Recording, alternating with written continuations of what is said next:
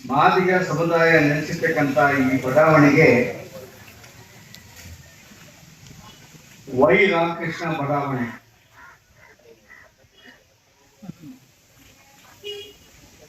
ಮಾಜಿ ಲೋಕಸಭಾ ಸದಸ್ಯರು, ಮಾಜಿ ಮಂತ್ರಿಗಳು, ಕರ್ನಾಟಕ ರಾಜ್ಯದಲ್ಲಿ ಒಂದು ಕಾಲದಲ್ಲಿ ಮಾದಿಗ ಸಮುದಾಯದ ಮಾರ್ಗದರ್ಶಕರು, ಸಮುದಾಯದ ನೇತಾರರು. ಈ ಕಾರ್ಯಕ್ರಮದಲ್ಲಿ ಬಂದು 4 ಮಾತುಗಳನ್ನ ಹಂಚಿಕೊಳ್ಳಲಿಕ್ಕೆ, ತಮ್ಮ ದರ್ಶನ ಮಾಡಲಿಕ್ಕೆ ಅವಕಾಶ ಮಾಡಿಕೊಟ್ಟಂತ, ರಾಜಕೀಯ ನೆಲೆಯನ್ನ ನನಗೆ ಕಲಿಸ್ಕೊಟ್ಟಂತ ದಿವಂಗತ ವೈ ರಾಮಕೃಷ್ಣ ಅವರು. ಆನೇಕಲ್ ತಾಲೂಕಲ್ಲಿ 3 ಬಾರಿ ಶಾಸಕರು, 3 ಪಕ್ಷಗಳಿಂದ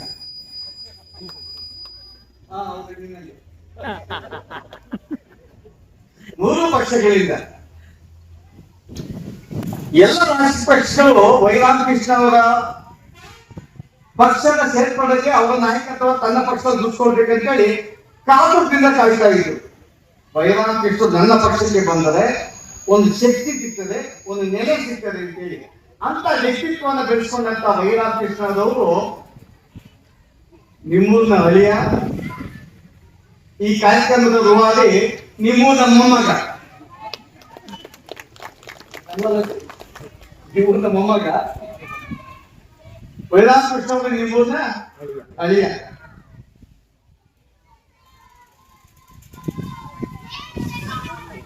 ಈ ಒಂದು ಕಾರ್ಯಕ್ರಮದಲ್ಲಿ ಮತ್ತೊಂದು ನಾವು ಚರ್ಚೆ ಮಾಡಬೇಕಾಗಿರೋದು, ಈ ಸಮುದಾಯಕ್ಕೆ ಇತಿಹಾಸವನ್ನ ಐತಿಹಾಸಿಕವಾಗಿ ಈ ಮಾದಿಗರಿಗೆ ನಮ್ಮ ಅಸ್ತಿತ್ವವನ್ನು ಇಡೀ ದೇಶಕ್ಕೆ ಇತಿಹಾಸ ಮತ್ತು ನಮ್ಮ ಪೌರಾಣಿಕವಾಗಿ ಈ ಜನಾಂಗದ ನೆಲೆಗಟ್ಟಿನ ಬಗ್ಗೆ ಚರ್ಚೆ ಮಾಡುವಂತ ಆದರ್ಶ ವ್ಯಕ್ತಿಗಳ ಹೆಸರನ್ನ ಇಟ್ಟಿರು. ಆಜಿ ಎಂಬ ಮಹಾನುಭಾವನ ಭೂಮಿಯ ಈ ಒಂದು ಜಾಂಬುವ ಹೇಗೆ ಹುಟ್ಟದ, ಜಂಬೂ ದ್ವೀಪದ ಬಗ್ಗೆ ಪ್ರತಿ ಬ್ರಾಹ್ಮಣ ಮಾತಾಡೋ ಪ್ರತಿ ಅಕ್ಷರದಲ್ಲಿ ಜಂಬೂ ದ್ವೀಪದ ಬಗ್ಗೆ ಮಾತಾಡ್ತಾರೆ. ಪ್ರಥಮ ಮಂತ್ರದಲ್ಲಿ ಜಂಬೂ ದ್ವೀಪವನ್ನ, ಜಾಂಬುವನ್ನ ನೆನೆಸದೆ ಕಾರ್ಯಕ್ರಮ ಮುಂದೆ ಹೋಗೋದಿಲ್ಲ.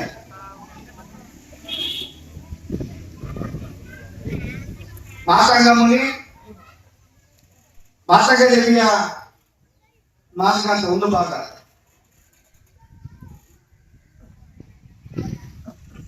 ಮಾಲದ ಚೆನ್ನೈನ ಮಾರ್ಗ.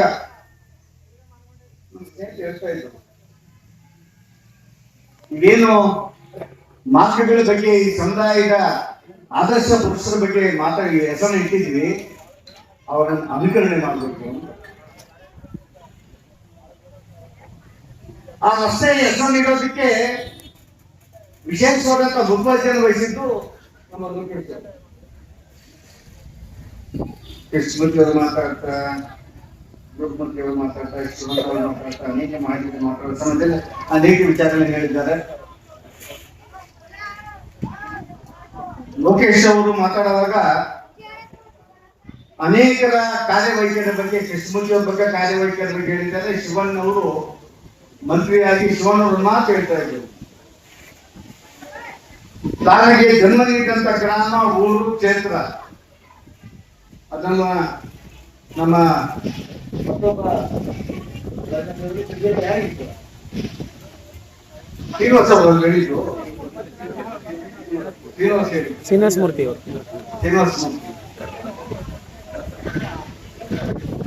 ದೆಹಲಿಯಲ್ಲಿ ಅದಕ್ಕೆ ಪ್ರಶಸ್ತಿ ಕೊಡೋ ಸಮಯದಲ್ಲಿ ಗ್ರಾಮದ ಹೆಸರು ಹೇಳಿದ್ರು ಅಂತ. ನಾನು ಮಂತ್ರಿ ಪದವಿ ಸ್ವೀಕಾರವಾಗಿ ಇಡೀ ಆನೇಕಲ್ ತಾಲೂಕಿಗೆ ಜನ ನೋಡ್ತಾ ಇದ್ರಂತೆ. ಆನೇಕಲ್ ನಾರಾಯಣ ಸ್ವಾಮಿ ಅಂದಿದ ತಕ್ಷಣ ಇಡೀ ಕ್ಷೇತ್ರದ ಜನ ಹೆಮ್ಮೆ ಪಟ್ರು ಅಂತ. ಜನ್ಮ ಕೊಟ್ಟಂತ ತಾನು ಬೆಳೆಸಿದಂತ ಅನೇಕ ಮಹನೀಯರ ಇಡೀ ದೇಶಕ್ಕೆ ಪರಿಚಯ ಮಾಡಿದ ಕ್ಷಣ. ಅದಕ್ಕೆ ಕಾರಣ ಯಾಕಾಗಬೇಕು? ಗ್ರಾಮದ ಹೆಸರು, ತಾಯಿ ಹೆಸರು, ತಂದೆಯ ಹೆಸರು,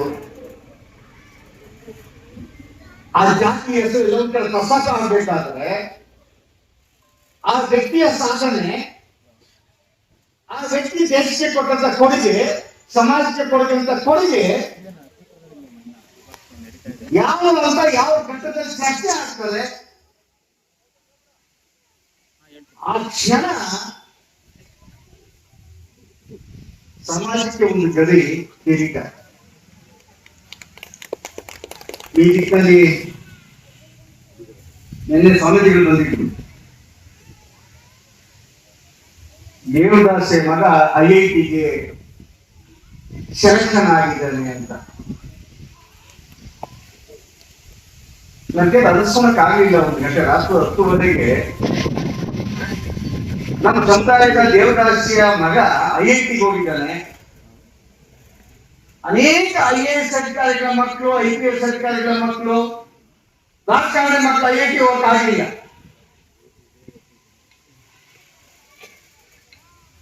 IIT ಅಡ್ಮಿಷನ್ ಆಗೋದಿಲ್ಲ. ನನ್ನ 10 ಗಂಟೆ ಮಾತಾಡೋಕ್ಕೆ ಆಗಲಿಲ್ಲ. ಏನ್ ಸ್ವಾಮೀಜಿ ಬೇಕಾದ್ರೆ ನನ್ನಿಂದ ಇಲ್ಲ, ನೀವು ತಿಳಿಸ್ಬೇಕು ಅಂತ ಬಂದೆ 10:30 ಅಷ್ಟೇ. ನನಗೆ ನಿಮ್ಗಿರಿಗಂತ ಕಳಕಳಿ ಕಾಳಾಗಿ ನಿಮ್ ಕಿವಿಗೆ ಒಂದು ಹಾಕ್ಬಿಟ್ರೆ ನನಗೆ ನನ್ನ ಸಮುದಾಯದ ದೇವದಾಸಿಯ ಮಗ IIT ಹೋದಲ್ಲ, ಈ ಮೈಸೂರಿನಲ್ಲಿ ಒಬ್ಬ ಆಗಿಲ್ಲ. IIT ಪ್ರವೇಶ ಆಗಿದೆ, ಸೆಕೆಂಡ್ ಇಯರ್. ಅವರು ಪೌರಕಾರ್ಮಿಕರ ಮಕ್ಕಳು. ಯಾವ ಸಾಧನೆ ಇಡೀ ದೇಶಕ್ಕೆ ಅವಶ್ಯಕತೆ ಇದೆ, ಆಗ ನಿನ್ನ ಗ್ರಾಮ, ನಿನ್ನ ಜನ್ಮದ ರಹಸ್ಯ ಅವಶ್ಯಕತೆ ಇರುತ್ತದೆ. ಆ ದಿಕ್ಕಲ್ಲಿ ವೈರಾಮಕೃಷ್ಣ ಅವರನ್ನು ಬಹಳ ನೆನೆಸ್ಕೊಳ್ಬೇಕು. ನಾವು ಅವ್ರು MLA ಆಗ್ಬೇಕು ಆನೇಕಲ್ಲಲ್ಲಿ ಅಂದಾಗ ಮೊದಲು ಅವರು JDS ಅಲ್ಲಿದ್ರು, ಕಾಂಗ್ರೆಸ್ ಅಲ್ಲಿದ್ರು. BJPಗೆ ಬರಬೇಕು, ಗೆಲ್ಬೇಕು ಅಂದಾಗ ಅವರ ಜೊತೆಯಲ್ಲಿ ಕೆಲಸ ಮಾಡುವಂತ ಅದೃಷ್ಟ ನನಗೆ ಸಿಕ್ಕಿತ್ತು. ಮಂತ್ರಿಯಾಗಿ, ಶಾಸಕರಾಗಿ ನಿಮ್ಗೆಲ್ಲ ನೆನೆಸ್ಕೋಬೇಕಾಗಿದೆ. ಆದರೆ ಲೋಕೇಶ್ ಅವರು ಹೇಳ್ತಾ ಇದ್ರು, ಅವ್ರು ಯಾವ ರೀತಿ ಈ ಭೂಮಿಯನ್ನು ಕೊಡೋದು, ಯಾರಿದ್ರು, ಸಹೋದರಲ್ಲಿ ಏನೇನಿತ್ತು. ದಿವಂಗತ ವೈರಾಮಕೃಷ್ಣ ಹೇಗೆ ಹೇಳಿದ್ರು ಮಗನಿಗೆ ಆ ಗಟ್ಟಿ ನಿರ್ಧಾರ. ಅಪ್ಲಿಕೇಶನ್ ಅಷ್ಟೊಂದು ಮಾಡ್ಕೊಂಡು ಕಾಸು ಕೊಡಿನಲ್ಲ, 2 ಲಕ್ಷ 2 ಕೋಟಿ 2 ಲಕ್ಷನೂ ಅಲ್ಲ, 2 ಲಕ್ಷ 1 ಕೋಟಿ 2,80,000 ರೂಪಾಯಿ. 2 ಲಕ್ಷ ಅದಲ್ಲ. ನಿನ್ನ ಹೃದಯದಲ್ಲಿರ್ತಕ್ಕಂಥ ಸ್ಪಂದನೆ ಇದೆಯಲ್ವ, ನಿಮ್ಮ ಹೃದಯ ಮಿಡಿತ ಇದೆಯಲ್ಲ, ನನ್ನ ಸಮಾಜಕ್ಕೆ, ನನ್ನ ಕುಲಕ್ಕೆ ಏನನ್ನ ಆಗ್ಬೇಕು ಅಂತ ಆ ನಿರ್ಧಾರ ಇದೆಯಲ್ವ, ಅದಕ್ಕೆ ಬೆಲೆ ಕಟ್ಟಕ್ಕಾಗಲ್ಲ.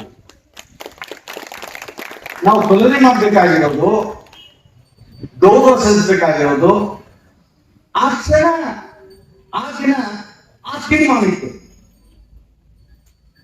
ಆವತ್ತಿನ ಆ ತೀರ್ಮಾನ ಇವತ್ತು ನೂರಾರು ಈ ಸಮುದಾಯದ ಬಂಧುಗಳು ತಮ್ಮ ನೆಲೆಯನ್ನ ಕಂಡುಕೊಂಡಿದ್ದಾರೆ. ಇದಕ್ಕೆ ಅವಕಾಶ ಮಾಡಿಕೊಟ್ಟಂತಹ ವೈರಾಮಕೃಷ್ಣ ಅವರ ಕುಟುಂಬಕ್ಕೆ ವಿಶೇಷವಾಗಿ ನಾನು ಅಭಿನಂದನೆಯನ್ನ ಗ್ರಾಮಸ್ಥರ ಪರವಾಗಿ, ಈ ಬಾಲಕರ ಪರವಾಗಿ ಅಭಿನಂದಿಸುತ್ತೇನೆ. ವೇದಿಕೆಗೆಲ್ಲರ ಪರವಾಗಿ ಅಭಿನಂದಿಸುತ್ತೇನೆ.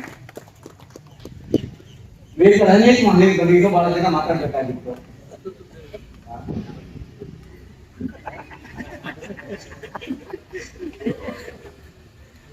ನಾವು ಕೆಲಸ ಮಾಡ್ತಾ ಇದ್ವಿ ವಿಧಾನಸಭೆ ಗೆಲ್ಲಿಸ್ಬೇಕು ಅಂತ. ಆಗಿನ ಕಾಲ ಗೊತ್ತಲ್ಲ 94 ಅನೇಕ ಅಂತ ಕಾಲ ಇರಲಿಲ್ಲ. ನಿಮ್ ತಲೆ ಹೊತ್ತು ಇತ್ತು ಅಂದ್ಕೊಂತೀನಿ. ನಮ್ಮ ಅದೃಷ್ಟ ಏನಾಯ್ತು, ಇಲ್ಲಿ ಬಂದಾಗ ನನಗೆ ಜ್ಞಾಪನ ಬಂದಿದ್ದು ಏನಾಯ್ತು ಅಂತ ಹೇಳಿದ್ರೆ, ನಮ್ಮ ತಾಲೂಕು ಅವರು ವೈರಾಮ್ ಕೃಷ್ಣ ಗೆಲ್ಸ್ಬಿಟ್ರು. ಲೋಕದಿಂದ ಹಾಕಿದ್ರು, ಕೈಯಿಂದ ಹಾಕಿದ್ರು, ಎಲ್ಲ ಕಾಸ್ತಂತ ಹಾಕಿದ್ರು. ಅವ್ರ ಹತ್ರ ದಿನ ಇಟ್ಟು ಕಾಸು ಹೋಗೋರು. ಎಲೆಕ್ಷನ್ ಕಟ್ ಮಾಡ್ತಿದ್ವಿ, ಹಣ ಕೊಡಿ ಅಂತ ಕೊಟ್ಟರೆ ಕಾಳಯ ಭತ್ತ ಬೆಳೆದಿದ್ದೀನಿ, ಭತ್ತ ಕೊಯ್ದು ಬಂದ್ಮೇಲೆ ಎಲೆಕ್ಷನ್ ಕಾಸು ಕೊಡ್ತೀನಿ ಅಂತ.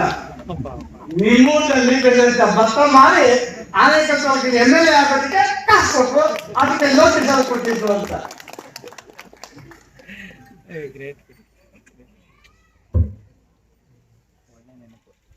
ಇದು ಈ ಕಾರ್ಯಕ್ರಮ ಚರ್ಚೆ ಮಾತಿಗೇನಾದ್ರು ನನ್ನ ಬಗ್ಗೆ ಕೆಲವರು ಮಾತಾಡ್ತಾ ಇದ್ರು. ಅನವಶ್ಯಕವಾಗಿ ಚರ್ಚೆ. ಮೈಸೂರಿನಲ್ಲಿ ದಿವಂಗತ ಎನ್ ರಾಜಯ್ಯನವರು, ನರಸಿಂಹಮೂರ್ತಿಯವರು, ವೈ ರಾಮಕೃಷ್ಣವರು, ಚೆನ್ನಗರಾಮಯ್ಯನವರು, ಇವರ ಮುಖದ ಚಹರೆ, ಇವರ ಗೌರವ, ಇವರ ಶಕ್ತಿ, ಇವರನ್ನ ಮುಂದೆ ಇಟ್ಕೊಂಡು ಕಾಂಗ್ರೆಸ್ ಸರ್ಕಾರಕ್ಕೆ ಬಂದಿದೆ. 60ರ ದಶಕದಲ್ಲಿ ಮಾದಿಗರ ಈ ಮುಖಗಳನ್ನು ಇಟ್ಕೊಂಡು ಕರ್ನಾಟಕ ರಾಜ್ಯದಲ್ಲಿ ಕಾಂಗ್ರೆಸ್ ಪದೇ ಅಧಿಕಾರಕ್ಕೆ ಬರ್ತಾ ಇದ್ದೀವಿ. ಆ ಕಾಲಘಟ್ಟದಲ್ಲಿ ಇವರ ನಾಯಕತ್ವ, ಎನ್ ರಾಜಯ್ಯವರ ನಾಯಕತ್ವ, ಟಿ ನರಸಿಂಹಮೂರ್ತಿ ಅವರ ನಾಯಕತ್ವ, ವೈ ರಾಮಕೃಷ್ಣ ಅವರ ನಾಯಕತ್ವ 22 ಜನ ಶಾಸಕರು ಅಲ್ವಾ ಶಿವಣ್ಣವರು? 22 ಆ ಶಾಸಕರು ಬೀಫಾರ್ಮ್ ಕರೆದಕ್ಕೆ ಯಾವನತ್ರ ಶಿಕ್ಷಕರ ಅವಶ್ಯಕತೆ ಇಲ್ಲ.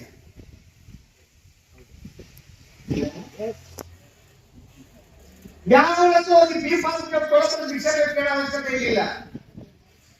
ನಮ್ಮ ಈ ನಾಯಕರ 4 ಜನ ಸ್ತಂಭಗಳು ಬೀಫಾರ್ಮ್ ಅಂತ ಹೇಳಿದ್ರೆ ಓಡ್ ಬಂದು ಕೊಡ್ತಾ ಇದ್ದ ಆ ರಾಜಕೀಯ ಪಕ್ಷದ ಅಧ್ಯಕ್ಷ. ಇದು ಮಾದಿಗರ ಶಕ್ತಿ 60ರ ದಶಕದಲ್ಲಿ. ಮಂತ್ರಿ ಇಲಾಖೆ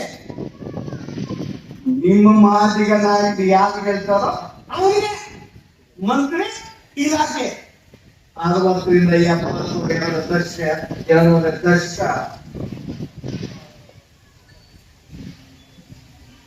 ಅದೇನು ಹೇಳ್ತಾ ಇದ್ರು, ಮಾತಂಗ, ಆದಿಜಾಂಬುವ, ಈಗೇನೋ ಇಲ್ಲಿದ್ದೀವಿ ನಾವು ಮಾತು. ಈ ರಾಜ್ಯದಲ್ಲಿ ಮಾದಿಗರ ಶಕ್ತಿ, ಮಾದಿಗರ ಜನಸಂಖ್ಯೆ, ಮಾದಿಗರ ಇಚ್ಛಾಶಕ್ತಿ ಈ ರಾಜ್ಯದ ಮುಖ್ಯಮಂತ್ರಿಯ ಕುರ್ಚಿಯನ್ನ ಜನರಿಗೆ ತಂದಿದೆ. ಇಂಥವನ್ನ ಮುಖ್ಯಮಂತ್ರಿ ಆಗಬೇಕು, ಇದೇ ಪಕ್ಷ ಗೆಲ್ಲಬೇಕು. ಮಾದಿಗರ ಶಕ್ತಿ ತೀರ್ಮಾನ ಮಾಡೋದು. ಮಾದಿಗ ಒಂದಾದರೆ ನಮ್ಮ ಸಾಂಸ್ಕೃತಿಕ ನೆಲೆಗಟ್ಟು, ಈ ರಾಜ್ಯದ ಮಾದಿಗರ ಜ್ಞಾನ ನಡೆಸ್ಕೊಳ್ತಾ ಇರೋ ಈ ನೀತಿಗಳು ನಮ್ಮನ್ನ ನಡೆಸ್ಕೊಳ್ತಾ ಇರೋದು.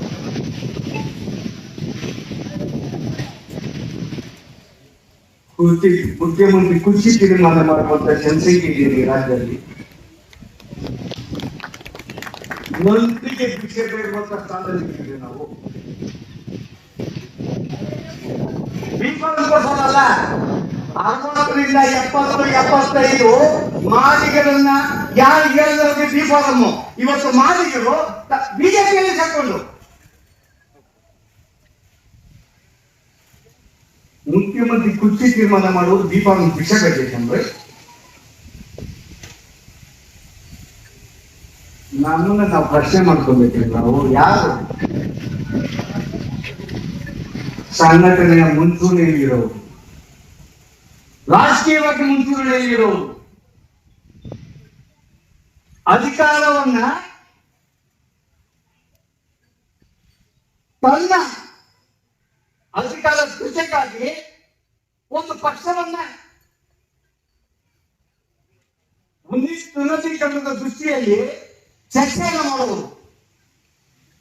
ನಾನು ನನ್ನ ಸಮಾಜಕ್ಕೆ ಶಕ್ತಿ ಇರುವಾಗ ನಾನು ಯಾಕೆ ನಿನ್ನ ಹತ್ರ ಭಿಕ್ಷೆ ಬಿಡ್ಬೇಕು? ನಾನು ನಿನ್ನ ಹತ್ರ ದೀಪ ಭಿಕ್ಷೆ ಕೊಡ್ಬೇಕಾ? ಮಂತ್ರಿ ಸ್ಥಾನ ಭಿಕ್ಷೆ ಕೊಡ್ಬೇಕಾ? ಇದನ್ನ ಪ್ರತಿ ಮಾದಿಗ ಮೇಲೆ ಕಾಡ್ಕೊಬೇಕು, ಪ್ರತಿ ಮಾದಿಗ ಪ್ರಶ್ನೆ ಮಾಡ್ಕೊಬೇಕ್ರಿ. ಪ್ರತಿ ಮಾದಿಗ ಇದು ಮಾಡ್ಕೊಳ್ಳಿಲ್ವಾ ಅವಸಾನದ ದಿನಗಳು, ಅವಸಾನದ ಹತ್ತಿಕ್ಕೆ ಬಂದಿದ್ದೀವಿ. ಅದು ಬಂದ್ರೆ ಇಂಥ ಕಾರ್ಯಕ್ರಮಗಳು ಹಾಗೇನೆ ಇವತ್ತೇನು ಪ್ರತಿಭಾ ಪುರಸ್ಕಾರ ಮಾಡ್ತೀವಲ್ಲ, ಪ್ರತಿಭಾ ಪುರಸ್ಕಾರ SLC PUC ಅಲ್ಲ, ಪ್ರತಿಭಾ ಪುರಸ್ಕಾರ ಮಾಡ್ತಾರೆ. ಎಷ್ಟು ಜನ IIT ಸೇರಿದ್ರು, IIM ಸೇರಿದ್ರು, ಎಷ್ಟು ಜನ ಡಾಕ್ಟರೇಟ್ ಮಾಡಿದ್ರು, MD ಮಾಡಿದ್ರು, ಅವ್ರಿಗೆ ಪ್ರತಿಭಾ ಪುರಸ್ಕಾರ. ಆ ಕ್ಷಣಗಳನ್ನ ಮಾತಿಗೆ ನೋಡುವಂತ ಕಾರ್ಯಕ್ರಮ ಇರ್ಬೇಕಾಗಿತ್ತು. IAS ಮಾಡೋರು ಯಾರು, KS ಮಾಡೋರು ಯಾರು, ಅಂತ ಸಮುದಾಯದ ಮಧ್ಯೆ ಮಾದಿಗರ ಜನಾರ್ದನೆಯ ರಾಷ್ಟ್ರಕ್ಕೆ ತೋರಿಸ್ಕೊಡುವಂತ ಕಾರ್ಯಕ್ರಮ ಇರ್ಬೇಕಾಗಿತ್ತು. ಅದಾದಾಗ ಮಾತ್ರ ನಮ್ಮ ಸಮುದಾಯದ ಶಕ್ತಿ ಇದೆ ಅಂತ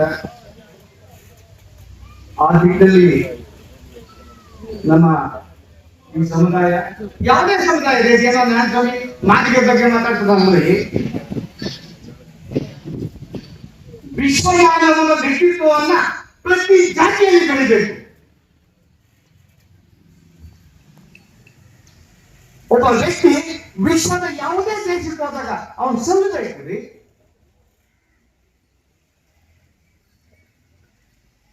ಕನಸನ್ನ ಕಾಣುವಂತ ನಾವು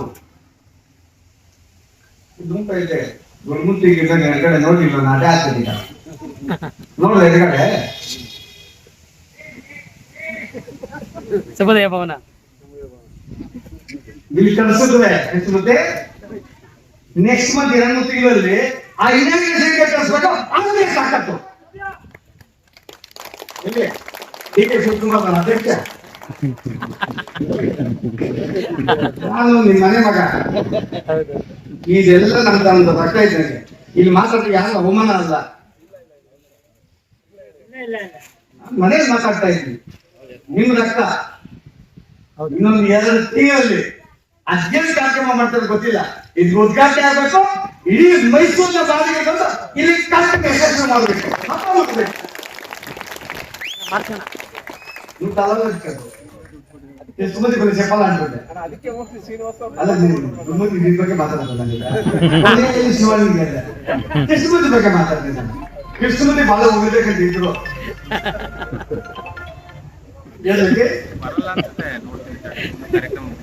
ಬಹಳ ಅರ್ಥಪೂರ್ಣವಾಗಿ ನಾನ್ ನೋಡ್ರಿ, ನಂಗೆ ಈಗಲೂ ಬಹಳಷ್ಟು ರಾಜಕೀಯ ಬಂದ್ರೆ ನಾನು ಯಾವನಾದ್ರೂ ನನಗೆ ನನ್ನ ಸಮಾಜದ ನಾಯಕ ಹೇಳ್ದಂಗೆ ಅಧಿಕಾರಿ ಕೇಳಬೇಕು. ಕೇಳಿಲ್ಲ ಅಂದ್ರೆ ಅವ್ರ ಕುರ್ಚಿ ಯೋಚನೆ ಮಾಡ್ತಾ ಇರ್ತಾರೆ, ಯಾವ ನಾನು ಸ್ವಲ್ಪ ಹೊಡಿತಾನೆ ಅಂತ. ನನ್ನ ಭಾಷೆ ಆಗಿರ್ತದೆ, ನಾನು ಸಮಾಜದ ಕೆಲಸ ಮಾಡ್ಕೊಳ್ಳಿಲ್ಲ, ಯಾವ ಪಕ್ಷನ ಗೊತ್ತಿಲ್ಲ. ನಾನು ಮಂತ್ರಿ ಆದಾಗ ಏನೇ ನಡೀತಾ ಇದ್ದೆ, ಆ ಕುರ್ಚಿ ನಾನು ಬಂದ್ರೆ ನಿನ್ ಕುರ್ಚಿ ಇರೋದಿಲ್ಲ ಅದೇ ಅಂತ ಇದೆ, ಟ್ರಾನ್ಸ್ಫರ್ ಅಲ್ಲ. ಇದು ನನ್ನ ಶಕ್ತಿ, ನಮ್ಮ ಜೀವನದು ನ್ಯಾಯಕ್ಕಾಗಿ ಹೋರಾಟ ಮಾಡ್ತೀವಿ, ಸಮಾಜಕ್ಕೆ ಹೋರಾಟ ಮಾಡ್ತೀವಿ, ಇಡೀ ಸಮಾಜ ಹೇಳಿಕೆಯನ್ನ ಕೆಲಸನ ಕಾಣ್ತೀವಿ. ನಾವು ಹೇಳ್ತಾ ಇದ್ದಲ್ಲ ಇವತ್ತು ರಾಜಕಾರಣ ಕೋಟಿಗಳು ಅಂತ, ಒಂದೊಂದ್ಸಾರಿ ಓಟ್ಗೆ ಕಾಸು ಕೊಡೋದಕ್ಕೆ ಅಸಹ್ಯ ಆಗ್ತದೆ ನನಗೆ. ಯಾಕೆ ಕೊಡ್ಬೇಕು? ನಾನು ಗೊತ್ತು ಲಂಚ ಮುಟ್ಟೋದಿಲ್ಲ ಅಂದವ್ರೆ ನಾನು ಯಾಕೆ ಲಂಚ ಕೊಟ್ಟು ಓಟ್ ಹಾಕ್ಸ್ಕೊಬೇಕು?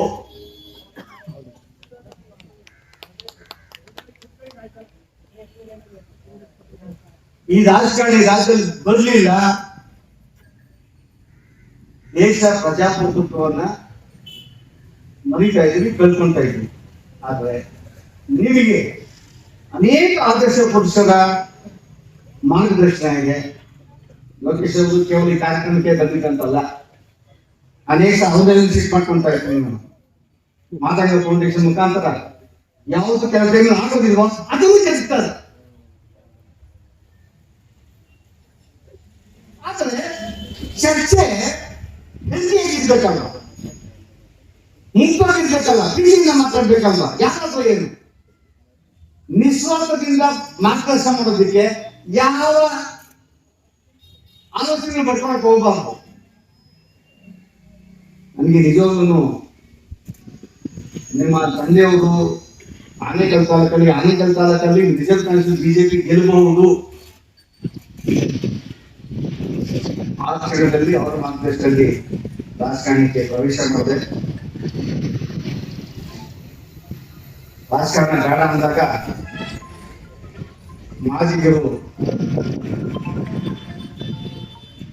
ಅವಸಾನದ ಕಡೆ ಹೋಗ್ತಾ ಇರೋದು ಪ್ರತಿನಿತ್ಯದ ಕುರುಗು. ಕ್ಯಾನ್ಸರ್ ಇದ್ದಂಗೆ ನನಗೆ ಈ ಸಮಾಜ ಯಾಕೆ ಹಿಂಗ್ ಹೋಗ್ತಾ ಇದೆ, ಯಾಕೆ ಸಮಾಜ ಜಾಗೃತ ಆಗ್ತಾ ಇಲ್ಲ? ಅಧಿಕಾರವನ್ನ ಅನುಭವಿಸ್ತಾ ಇರೋರು, ಅದು ಅಧಿಕಾರಿಗಳಿರ್ಬೋದು, ರಾಜಕಾರಣಿಗಳಿರ್ಬೋದು, ಸಮಾಜದ ಸುಧಾರಣೆ ಬಗ್ಗೆ ಕೇವಲ ಇಲ್ಲಿಗೆ ಸೀಮಿತ ಆಗ್ತದೆ. ಇಲ್ಲಿಂದ ಮಾತಾಡ್ತಾರೆ, ಇಲ್ಲಿನ ಮಾತಾಡೋದಿಲ್ಲ. ಈ ಹೃದಯ ಸಮಾಜದ ಮಧ್ಯೆ ಹೋಗ್ಬೇಕು, ಸಮಾಜಕ್ಕಾಗಿ ಸಮಯ ಕೊಡಬೇಕು, ಸಮಾಜ ಜಾಗೃತ ಆಗೋದಕ್ಕೆ, ಪ್ರಜ್ಞಾವಂತರಾಗೋದಕ್ಕೆ, ವಿಶ್ವಮಾನವರಾಗೋದಕ್ಕೆ ಯಾವ ಕೊಡುಗೆಯನ್ನ ಪ್ರತಿ ವ್ಯಕ್ತಿ ಕೊಡಬೇಕೋ ಆ ದಿಕ್ಕಿನಲ್ಲಿ ಪ್ರತಿ ವ್ಯಕ್ತಿ ಅಜ್ಜೆ ಗುರುತು ನಿಲ್ಬೇಕು. ಆ ದಿಕ್ಕಿನಲ್ಲಿ ಸಮಾಜ ಸಾಗಲಿ ಅಂತ ಹೇಳ್ತಾ ನನಗೆ ಅವಕಾಶ ಮಾಡಿಕೊಡ್ತದೆ. ಈಗ ನಮ್ಮ ಎಲ್ಲ ಮಹಿಳೆಯರಿಗೆ ಕಾರ್ಯಕ್ರಮದಲ್ಲಿ ಬಹಳಷ್ಟು ಮುಖಟ್ಟೆ ಆಗ್ತಾ ಬಂತು. ಸಮಯ ಕೊಟ್ಟಂತ ಈ ಕಾರ್ಯಕ್ರಮ ಯಶಸ್ವಿ ಕಾಣಬೇಕಂತ ವೇದಿಕೆಯಲ್ಲಿ ಅನೇಕ ಮನೆಯಲ್ಲಿದ್ದಾರೆ, ತಾಯಂದಿರಿದ್ದಾರೆ. ನಿಮ್ಗೆಲ್ಲ ವಿಶೇಷವಾಗಿ ಅಭಿನಂದನೆ ಸಲ್ಲಿಸಿ ನನ್ನ ಮಾತನ್ನು ಸನ್ನಿಧ್ಯ